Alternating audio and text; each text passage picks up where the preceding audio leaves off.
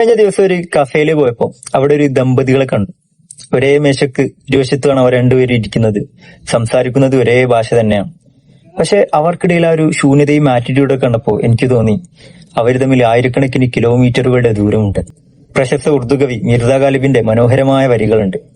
യഹിയെ അബൈസി ജഗാ ചൽക്കർ ജഹാൻ കോയി നാ ഹോ, ഹം സക്കൻ കോയി നാ ഹോ ഔർ ഹം ജബാൻ കോയി നാ ഹോ. നമ്മൾ ഒരേ ഭാഷ സംസാരിച്ചിട്ടും നമ്മളെ മനസ്സിലാക്കാൻ ആരുമില്ലാത്തൊരിടത്ത് ജീവിക്കുന്നതിനേക്കാൾ നല്ലത് ആരുമില്ലാത്തൊരു വിജനമായ സ്ഥലത്തേക്ക് മാറി താമസിക്കുന്നതാണ്.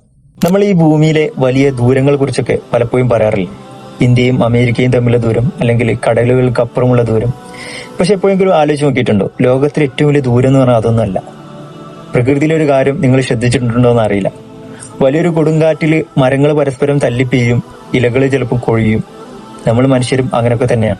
ചിലപ്പോഴൊക്കെ വഴക്കിടുമ്പോൾ നമ്മുടെ വാക്കുകൾ മൂർച്ചയുള്ള ആയുധങ്ങളായി തീരും. ഹൃദയം കൂടുതൽ മുറിയാതിരിക്കാൻ വേണ്ടി പിന്നെ നമ്മൾ മെല്ലെ മിണ്ടാതിരിക്കാൻ തുടങ്ങും. അങ്ങനെയാണ് ആ മൗനം പതുക്കെ പതുക്കെ നമുക്കിടയിൽ വലിയൊരു മതിലായി മാറിത്തീരുന്നത്. യഥാർത്ഥത്തിൽ ജീവിതത്തിൽ നമ്മൾ ദൂരം കൊണ്ട് മാറി താമസിക്കുന്നതല്ല വലിയ വേർപിരിയൽ എന്ന് പറഞ്ഞാൽ. ഒരേ വീട്ടില് ഒരേ മേശക്ക് മുന്നിൽ ഒന്നിച്ച് ജീവിക്കുമ്പോഴും പരസ്പരം മനസ്സിലാക്കാൻ കഴിയാതെ ഉള്ളുകൊണ്ട് നഷ്ടപ്പെട്ടു പോകുന്നതാണ്. തൊട്ടരികിൽ ഉണ്ടായിട്ടെന്ത് കാര്യം? ഹൃദയങ്ങൾ തമ്മിൽ അത്രയേറെ അകന്നു പോകുന്നതാണ് ഏറ്റവും വലിയ വേർപിരിയൽ.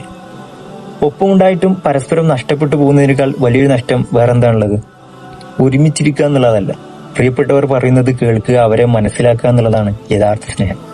ഈ ഒരു മൗനത്തിന്റെ ദൂരം നിങ്ങളുടെ ബന്ധങ്ങൾക്കിടയിലൊന്നും വരാതിരിക്കട്ടെ. ഇന്ന് തന്നെ അവരോട് ഹൃദയം തുറന്ന് ഒന്ന് സംസാരിക്കണം, അവരൊന്ന് ചേർത്ത് പിടിക്കുക ചെയ്യണം. കാരണം സ്നേഹം എന്ന് പറഞ്ഞാൽ മനസ്സിലാക്കലാണ്.